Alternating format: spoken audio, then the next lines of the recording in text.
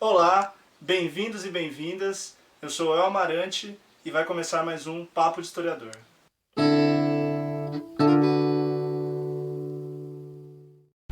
Bom, estamos aqui hoje para discutir as ocupações das escolas estaduais paulistas. Esse é um novo quadro do canal, o quadro Papo de Historiador, quando a gente vai conversar aqui um pouco sobre esse tema. E para conversar um pouco aqui hoje com a gente, está aqui ao meu lado o Arthur, o professor Arthur, doutorando em História. E agradeço desde já a presença e espero que tenhamos uma boa conversa. E hoje é um dia... Que dia que é hoje, Arthur? 5 de dezembro. 5 de dezembro, e é um dia histórico aí, para usar o jargão dos jornalistas, né? Um dia histórico porque ontem, né, no dia 4, foi o dia que o governador Geraldo Alckmin acabou recuando da sua decisão inicial da reorganização escolar, né, como ele chamava. Então, a gente está aqui para discutir um pouco esse movimento de ocupação das escolas, um movimento que pegou muita gente de surpresa, mas de surpresas positivas. E a gente quer discutir um pouco, olhando um pouco essa perspectiva do historiador, né, como que a gente pode pensar esse movimento. E para a gente, acho que iniciar um pouco o nosso papo, Arthur, pensar como que a gente poderia explicar, assim, em linhas gerais, esse movimento, de que forma que a gente tem esse olhar para esse movimento, o que a gente pode pensar, né, o que explicaria esse movimento dos estudantes. Bom, para poder responder isso que você me perguntou, eu tenho que deixar claro que as minhas impressões são todas baseadas na minha participação com os alunos de duas escolas ocupadas aqui em Assis, o Carlos Alberto Oliveira, ou CAO, e o Clibas Ferraz Pinto, que foi a primeira escola a ser ocupada na cidade, que já enfrentou uma tentativa de reintegração de posse que acabou não sendo truculenta porque a oficial de justiça não teve a competência para argumentar com alunos e professores. Também é legal destacar que ontem o secretário da Educação do Estado de São Paulo, antes da reorganização ser revogada, ele pediu demissão, né? Então isso também é algo que merece um destaque, porque não é tão fácil fazer um cara da postura do Herman. Sim. Que a gente conhece, a gente que está na universidade pública há muito tempo, conhece, sabe como ele conduz a educação pública com essa gestão empresarial com traços neoliberais absolutos. Por mais que seja espontânea, a movimentação dos alunos em pular o muro, ocupar as escolas e tal, sabemos que há um papel muito grande dos professores deles nisso. Sim. Então sabemos que os professores conversaram com eles sobre isso. Não quero aqui retirar o que todos chamam de protagonismo dos alunos, né? Ou seja, o fato deles estarem encabeçando o movimento e de eles tomarem as decisões do movimento, mas também deixar muito claro que existe um papel muito importante dos professores, que às vezes é um pouco, na minha opinião, está sendo um pouquinho abafado. Que não faz mal também, porque os alunos que precisam de destaque mesmo. Mas no caso também teve muito professor que acabou se afastando e não querendo participar e deslegitimando o movimento, desincentivando. Sim, mas sim. também tem esse outro lado. É isso, e aí temos que pontuar quem são os professores que participaram. Quem são? No caso da escola Carlos Alberto Oliveira, que é onde eu estou mais presente, tá? Não são os professores da escola. Os professores da escola não apoiaram a ocupação. Os professores da escola Carlos Alberto Oliveira em Assis não apoiaram a ocupação. Teve uma professora ou dois professores que apareceram no seu horário de aula, deram uma força, não desmoralizaram, deram uma força, mas ninguém da escola apareceu lá para organizar a ocupação, para ajudar os alunos com calendário de atividades, com limpeza, com conseguir comida, com fazer assessoria jurídica que eles precisam, com ligar eles ao movimento, trazer eles para perto da POSP, que pode, por exemplo, fornecer desde marmita até lona, ou seja, estrutura, né? Sim. Então, pistas para a gente pensar as ocupações, eu começaria com uma que eu julgo a principal. Justamente a escola, os alunos sentirem que a escola agora é deles.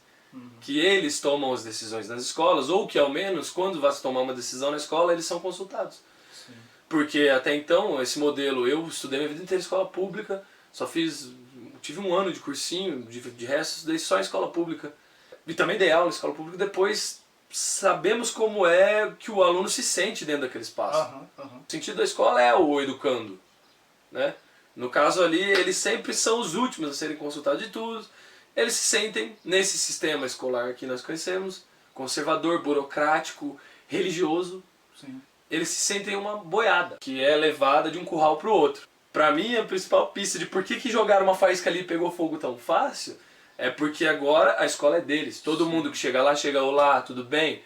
Você aceitaria essa oficina? Uhum. O que vocês acham de vocês fazerem isso aqui? Ah, não queremos. Então beleza, vamos pensar outra coisa. O que vocês sugerem? Eles passaram a ser ouvidos, de certa forma. Eles foram inseridos no diálogo da escola que eles mesmos fazem parte, né? Para planejar. Eles conseguem planejar a escola que eles fazem parte. Uhum. É isso que os professores custam acreditar. Sim. Conseguem, às vezes conseguem melhor que os professores. Entende? Então essa forma, essa questão dos alunos, né, serem ouvidos agora, qual a relação disso, dessa falta de escutar esses alunos, com a forma com que o próprio governo fez essa medida, né, com base em um decreto, num ambiente assim, uma espécie de surdina, foi muito pouco comentado inicialmente, foi anunciado, olha, vai ter uma organização. E quando a gente começa a ver esses números, eram números absurdos, assim, de gente que teria que ser movimentada. Sim. E até que teve esse start, né? De repente começar essa movimentação. Mas por que você acredita que o governo partiu de uma forma assim tão arbitrária? Tão arbitrária. Porque ele sabia que se ele viesse para dialogar, as medidas da reorganização não seriam implantadas. Porque elas são simplesmente uma calamidade pública. Uhum. Fechar a escola. Acabar com turma, acabar com o emprego de professor. A gente conhece, né? Essa gestão privatista. Espero eu que esse movimento tenha servido um pouco para essa população paulista que vota nesse tipo de político perceber que já deu, né? Uhum. Já deu. E talvez, não sei, né? Mas essa coisa dessa falta desse diálogo mostra muito como que já é o histórico, a forma de governar, né? Porque o governador ele não é nenhum jovenzinho, né? Ele está aí no seu 4º mandato, dos anos 2000, à frente do Estado, né? Alternando com os outros governadores do mesmo partido, e mostra, acho que uma forma de... como eu posso dizer, uma forma de ação que é muito típica do governo, do PSDB, governo, né? Que a gente pode governar sob decreto e pouco importa, né? Não tem a cultura do diálogo. Uhum. Né? Acho que isso que é às vezes a diferença que a gente nota. Então não há um incentivo na cultura do diálogo, tanto é que o mais, digamos, ridículo foi ter agora, depois que todo esse movimento começou, o governador anunciar que teria uma audiência pública para discutir. Então, parece piada, né? Porque você está movimentando aí. Ele mesmo gosta de falar tantos números, né? Então você movimenta tantas escolas, não sei quantos alunos que vão ter que mudar, e você vai fazer uma audiência pública para discutir? O que é piada é ele chegar falando, não, ó, eu quero dialogar, vamos fazer uma. Né? Primeiro ele chegou batendo, prendendo estudante, as imagens ficaram aí conhecidíssimas por todo mundo, policial dando soco na cara de moleque de 15 anos, garotas deitadas no chão na frente da sua escola por inalar gás de pimenta. Né? Eu vejo uma ligação direta também desse movimento dos secundaristas com junho de 2013, pensando aqui historicamente. Tá? Por quê? Porque foi espontâneo. Só que eu já vejo um aprendizado dessa molecada com junho de 2013. Lembremos dos cordões policiais que a polícia fazia para barrar o funcionamento dos protestos em junho de 2013. Aquilo aquilo inclusive é proibido, né? Pegava-se ali o centro de agitação, que eles chamam assim do protesto, cercava-se e levava todo mundo preso. Depois fazia uma varredura lá na delegacia, quem que ficava preso e quem que não ficava. Né? Se você estivesse portando vinagre, você ia preso. Isso, desse tipo, né? Esse tipo de varredura. Pra relembrar, né? Pistas, né? O impulso de descontentamento de junho de 2013, que ainda está presente, que a gente sabe que já foi muito dissimulado aí, né? Com essa histeria reacionária, que nós temos um exemplo típico aqui no estado de São Paulo, né? De intervenção militar, essa coisa grotesca de quem parece que nunca leu um livro de história na vida, né? Mas, diferente de junho de 2013, e aí o êxito do movimento, dos alunos, é que a polícia paulista e o governo do estado de São Paulo, com sua truculência, não possuem uma tática para lidar com uma ocupação de um prédio público, feita por crianças e adolescentes. Porque não vamos nos iludir. Se fosse professor, se fosse a greve dos professores, se fizesse uma ocupação, a polícia ia descer o cacete nos professores, ia ter gás lacrimogênio, ia ter spray de pimenta, ia ter preso, e isso não ia acontecer em algumas unidades ocupadas como já aconteceu com as crianças e adolescentes. Isso ia acontecer em todas com os professores. Sim. Por quê? Tá? Porque os professores não são menores de idade, tá bom. Mas também porque a população paulista já não se identifica mais com a causa dos professores. E eu garanto que isso não é por conta da característica da causa dos professores, é por conta da maneira que a população paulista se informa, ou se desinforma, né? Que a gente sabe muito bem como é que é. Então, o governo não tem tática para lidar com a ocupação de escola promovida por criança. Por quê? Porque a tática do governo é chegar, bater, prender, jogar bomba, espancar. Se eles fizerem isso em todas as ocupações, eles não ganham mais a eleição. No primeiro dia de ocupações, o governo do estado de São Paulo chegou a enviar 30 viaturas que cercaram o quarteirão de uma escola e ficaram lá o dia inteiro cercando. E aí? Sem saber o que fazer. Sem saber o que fazer mesmo. Porque há um modus operandi nessa repressão policial, né, que já é, digamos, histórico, porque ele vem acompanhando todas as manifestações de rua, e aí seja greve de professores, greve de alunos, ou as jornadas de junho lá com o movimento Passe Livre, e toda essa forma de ação da polícia frente a movimentos de rua. Sim. Né? Então eles têm um modus operandi, né, de dispersão, de repente se alterou a forma, alterou assim, no sentido de, no âmbito escolar, né, as ocupações a gente sabe que tem um histórico aí de outros movimentos que também utilizam dessa tática da ocupação. Sim. Movimento Sem Teto, por exemplo. Exato, movimento Sem Teto, os próprios estudantes universitários também estão sempre, né, utilizando dessa tática de ocupação, e o que a gente vê quando são outros movimentos que não são, por exemplo, crianças... Porrada, bomba. Tiro, porrada e bomba, como diz a Valesca Popozuda. Exatamente. A gente vê, vou pegar os massacres, o massacre de Eldorado dos Carajás, Pinheirinho. por exemplo. Pinheirinho. Né? Pinheirinho é a marca, assim, né? Uma marca do governo. Né? Idosos estuprados pela polícia. Então é uma coisa assim, muito... Essa repressão policial, ela tem já um histórico, né? De certa forma, a polícia está treinada para isso, né? Quando você chama a força tática, você está chamando os especialistas em fazer aquilo que eles fazem. Não é excesso de força. Não. Eles são treinados para aquilo. Sim. Porque às vezes a gente fala, nossa, olha como que truculento. Não, mas é assim. É como você falou, é o modus operandi. É o modus operandi, é assim na Avenida Paulista e é pior nas periferias.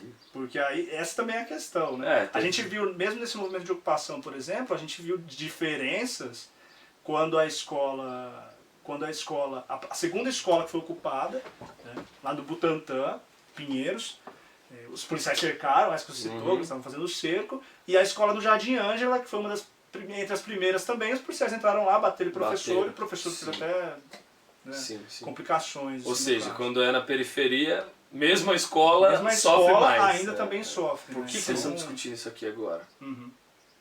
Porque a ação da polícia e do governo do estado, ela não está preocupada com a característica humana da relação que se deve estabelecer na política ou na democracia. Não está preocupado com isso.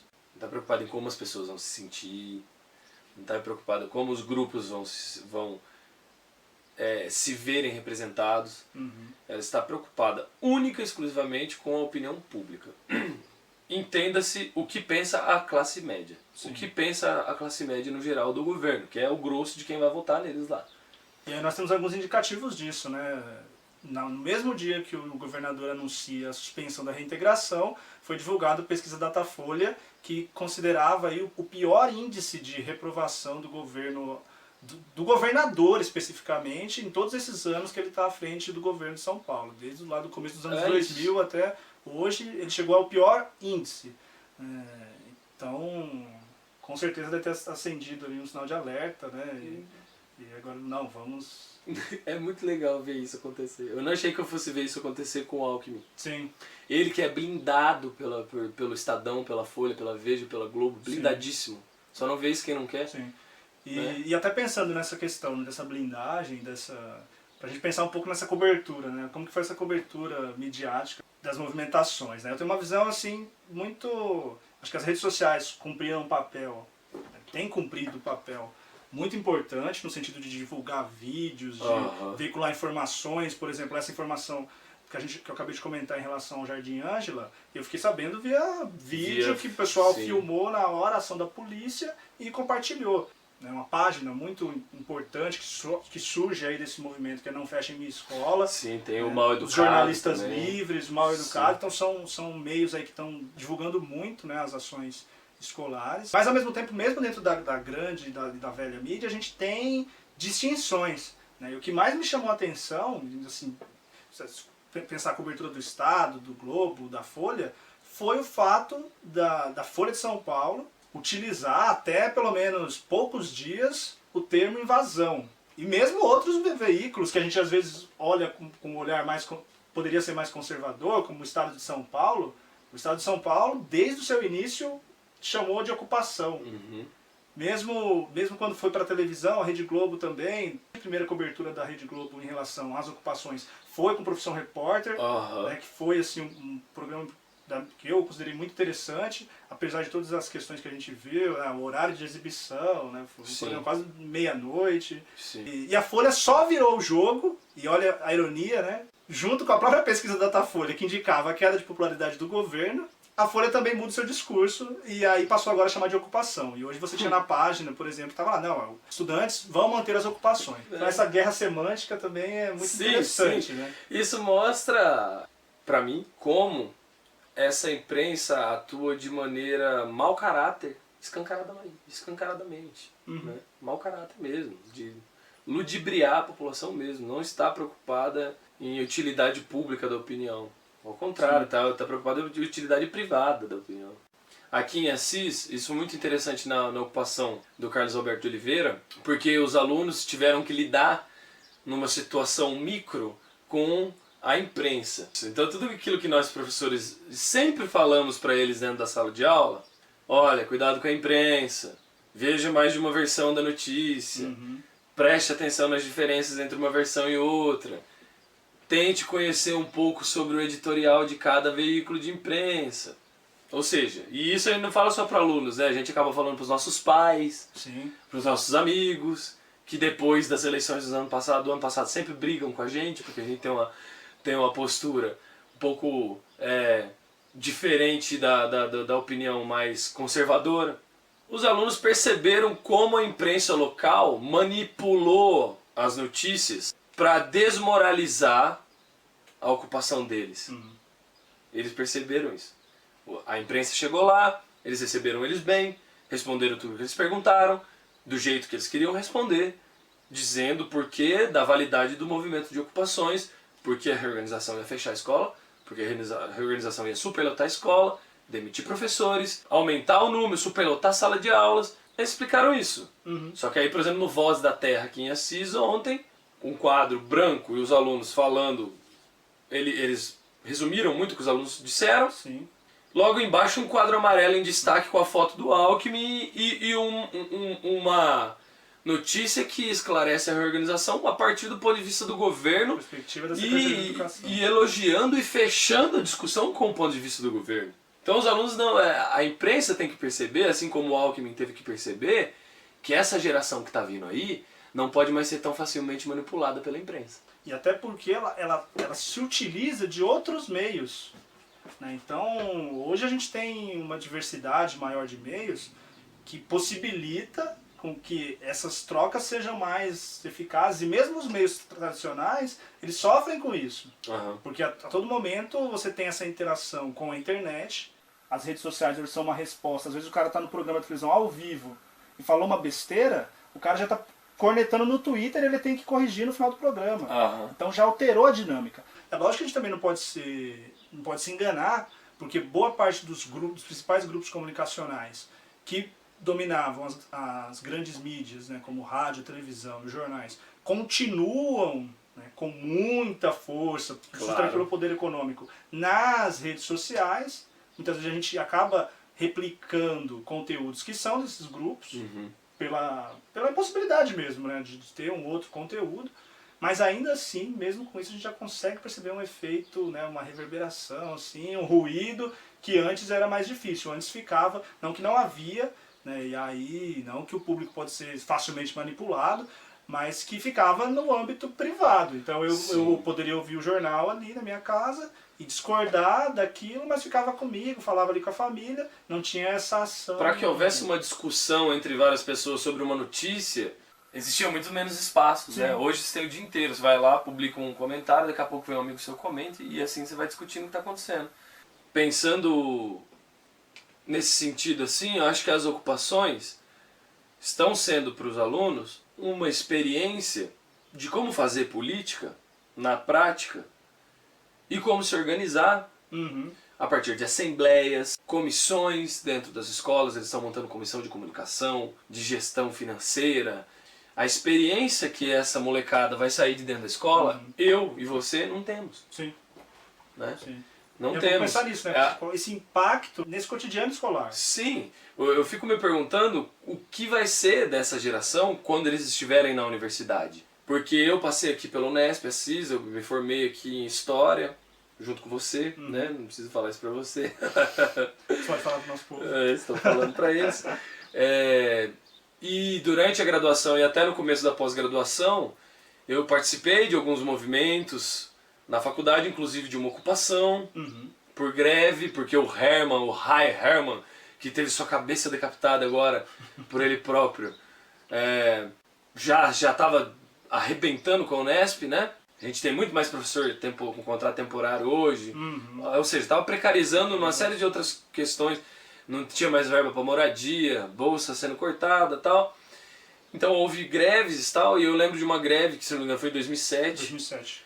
E que houve ocupação, e eu lembro de estar participando um pouco do movimento, e lá dentro, nas assembleias, depois em algumas outras organizações coletivas dos alunos, algumas greves de professores, ir lá acompanhar as assembleias. Então, o que me parece muito interessante, a partir da minha experiência com os movimentos estudantis dentro da universidade, e agora como professor, que nem é da escola, não sou professor da escola que estou ocupado, eu estou lá acreditando que estou cumprindo o meu papel, porque eu sempre critiquei o sucateamento da educação pública, né, no estado de São Paulo.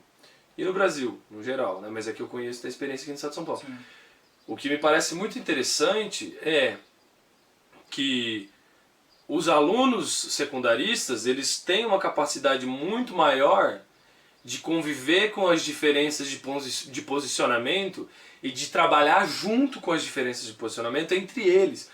Na universidade, sabe, eu acho que nós já passamos, quem entra na universidade já passou pela cultura competitiva do vestibular, já começou a entrar nessa coisa meio persecutória do mercado de trabalho, de toda hora estar olhando para quem está do seu lado como um concorrente. É uma cultura da competição. Isso, uma cultura da competitividade mesmo, individualista, assim, né?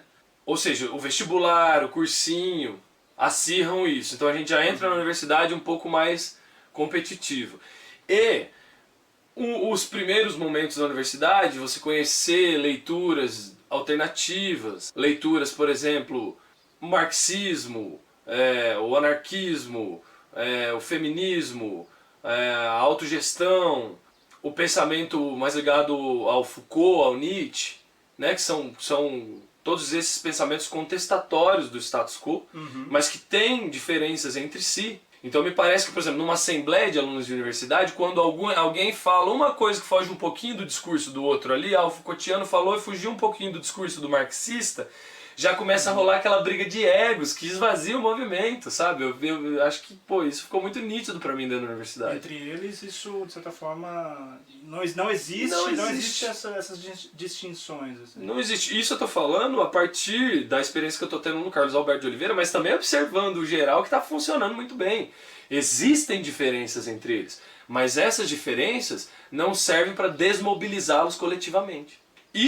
Nisso, eles estão ensinando os professores. Eu estou lá aprendendo nessa postura com eles.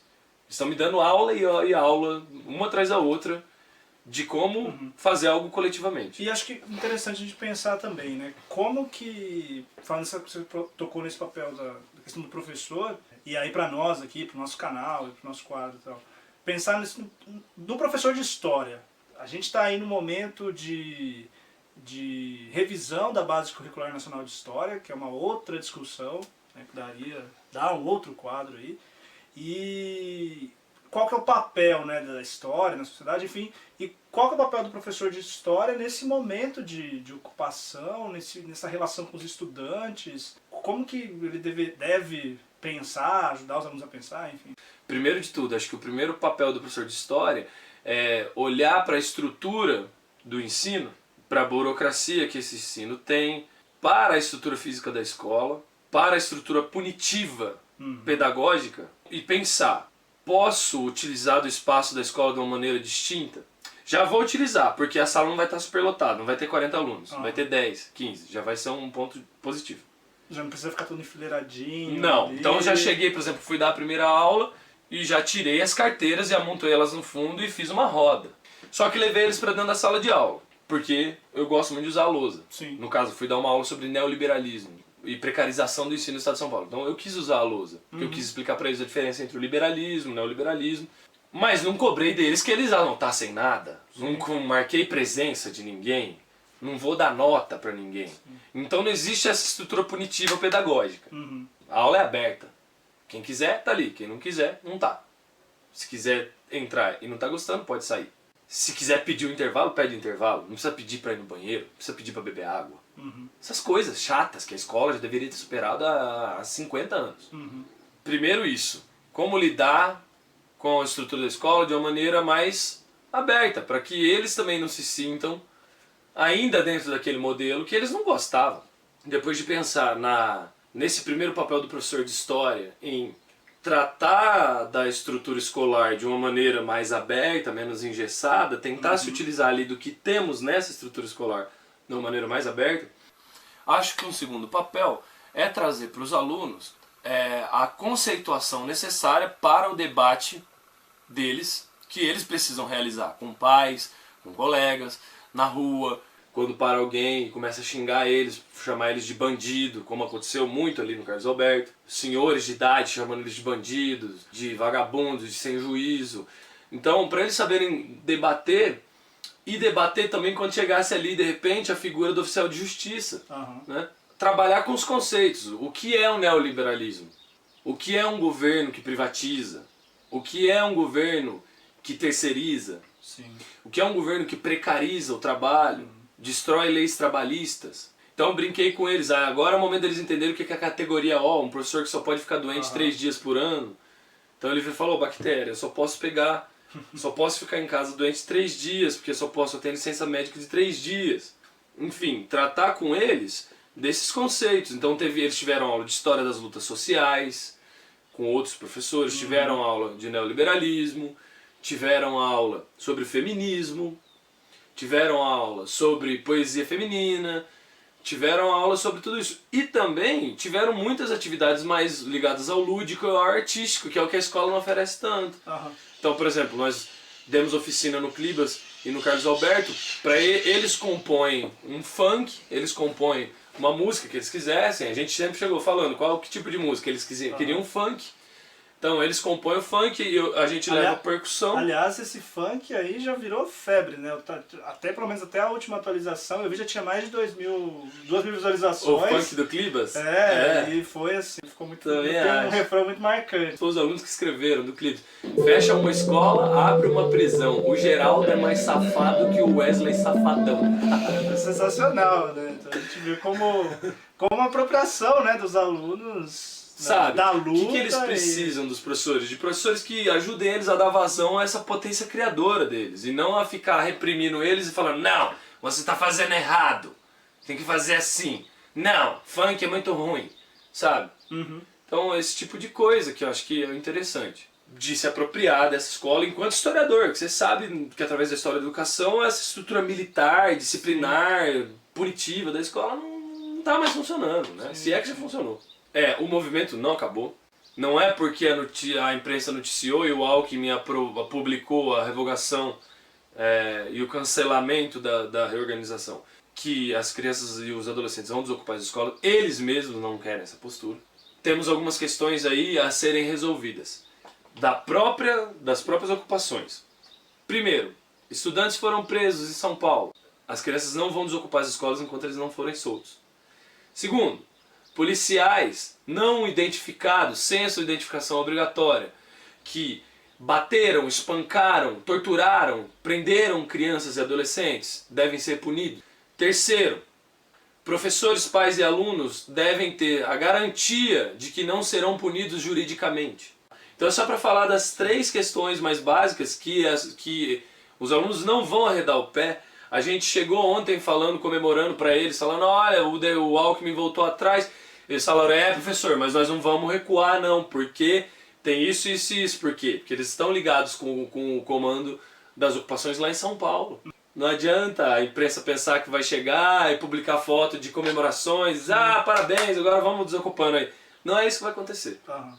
Volto a pedir o apoio. Você que é professor, você que é artista, você que sabe desenvolver alguma atividade interessante, desde fazer sabão até fazer compostagem, fazer fanzine, dar uma aula, dar uma oficina, visite as escolas ocupadas, a escola ocupada mais próxima da sua casa, ofereça uma atividade, porque os alunos precisam ter um calendário completo para que a escola ocupada continue sendo esse espaço de educação tão interessante. Tá? Então fica o convite, você, professor, oficineiro, artista, ou você que sabe fazer alguma coisa que você julga que os alunos gostariam de aprender, tá? Pode ser qualquer tipo de atividade.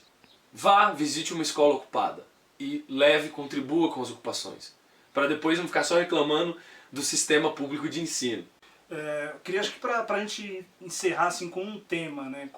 Não com um tema, mas com uma perspectiva. O que essas ocupações, o que esse movimento de ocupação aponta para nós, para o futuro dessa escola pública paulista? Né? O que a gente pode esperar após esses movimentos? Prognósticos são sempre complicados de serem feitos, mas vamos tentar aqui fazer esse esforço, né? Primeiro, fica muito claro que a estratégia foi boa. Quando os alunos precisarem ocupar escolas, eles podem ter certeza que essa é uma estratégia boa. E vejamos o que vai surgir como resposta a essa estratégia. Como que esse governo vai fazer para evitar que isso seja feito de novo? Será que eles vão começar a colocar segurança privada nas escolas públicas? Não sei. A estratégia foi boa. Caiu o secretário de Educação. O Alckmin recuou. O Alckmin não recua. Essa foi a maior rasteira que eu vi o governo PSDBista do Estado de São Paulo tomar na minha vida. Nós, professores, o sindicato APOS, que é o maior sindicato da América Latina, não conseguiu nunca passar uma rasteira dessa. Então, primeiro, fica aqui. Nós, professores, devemos aprender com os alunos, inclusive em termos de organização política. Segundo, para não ficar inocente esse primeiro ponto de vista, sabemos que nós, professores, não podemos ocupar a escola, senão nós vamos apanhar e ser presos com muito mais facilidade que os alunos. Né? Já falamos o porquê aqui. Mas, fica muito claro que, se houver um diálogo dos professores e no seu movimento, que esse ano, por exemplo, aqui no Estado de São Paulo, tivemos a mais longa greve da história do professorado paulista, e uma greve que saiu, teoricamente, derrotada. Né? Sim, porque o governador arrastou e... Não pagou salários, não repôs aula, puniu o movimento, ou seja, fica uma questão para mim. Se os professores conseguirem unir os alunos na sua luta, se alunos e professores estiverem unidos na luta contra esse governo privatista, o buraco fica mais embaixo para esse governo que só decreta. Eu acho que esse é a principal questão que mexeu comigo. Porém, infelizmente, o índice de professores das escolas ocupadas, ou seja, aquele professor que é concursado, ou categoria O que está ali na escola concursada, o índice de professores que compareceram na sua escola, apoiaram o movimento dos alunos, é muito pequeno. Eu já dei aula no Estado. Hoje eu faço pesquisa em História. Eu estou lá porque eu acredito que o meu papel está lá. Mas eu não sou professor do Estado de nenhuma escola. Se eu fosse, eu já estava lá nessa escola, tentando ajudar os alunos com uma ocupação. Então eu fui na escola que é mais próxima à minha casa, e inclusive a escola que precisava mais, porque o Clibas já estava com uma ocupação efetiva, e lá não estava. Lá a gente chegou lá ainda não tinha um calendário de atividades, a gente foi desenvolvendo, passou uma semana, a escola está funcionando muito bem, porque os professores chegaram lá. Né? Já estava funcionando bem com os alunos, mas estava faltando a figura do professor para estar ali mediando o conhecimento. Então, podemos fazer abstração também de que os alunos não têm uma formação no ensino superior. Né? Não estou dizendo que eles são menos ou mais do que nós, só estou dizendo que não podemos fazer essa abstração. Né? A gente é o mediador, nós somos educadores, eles são educandos. Não precisamos mais daquela estrutura punitiva. Tá? Mas continuamos sendo educadores e eles educandos. Então, acho que esse movimento pode indicar pra gente uma estratégia de união com os secundaristas muito forte e que isso pode ser muito mais uma pedra no sapato para esses governos privatistas. Acho que estados como o Paraná, que sofreu uma calamidade na educação pública esse ano, podem olhar, inclusive já está acontecendo, inclusive ocupações de escolas no Paraná, podem olhar para o movimento paulista. Finalmente o estado de São Paulo dá um exemplo decente, né, para o país, na contramão daquele blá blá blá da locomotiva que move a nação, que vem da quartelada de 32. Então, união de alunos e estudantes é o caminho. Porém, fica aqui o meu parabéns irônico aos professores que faltaram às suas escolas no momento que elas estavam ocupadas e que viveram reclamando da estrutura, da precarização, do escateamento da educação pública. Sabe? Vocês agora vacilaram. Ainda há tempo. Ainda há tempo de você visitar a escola que é ocupada e que você dá aula e que não apareceu até agora e que provavelmente vai chegar depois falando: ai, olha, vocês foram muito bem, sabe? Eles estão lá, eles ainda estão abertos. Visite a escola, vá na escola ocupada, eles precisam de você lá. Acho que é isso. Eu não consigo ver alguma coisa muito para além disso porque temos que ver como vai ser a resposta agora, né? Truculenta. Sabemos que vai vir alguma resposta truculenta por parte do governo do estado de São Paulo. Arthur, só agradeço, cara. Muito obrigado. Obrigado você pelo convite, meu querido. E já está convidado para sempre que quiser aparecer aqui, a gente trocar ideia sobre outras questões, ou sobre essa mesma questão também. A gente vai estar acompanhando, vamos continuar acompanhando o desenrolar, né, dessas ocupações. O canal aqui está aberto, o quadro está aberto, e a gente também para discutir as questões e levar um pouco de história, né, para as pessoas, tentar mostrar um pouco esse olhar do historiador dentro das questões da atualidade. Beleza, obrigado você, Wellington, obrigado a Camila, nossa câmera, e valeu o Papo de Historiador aí.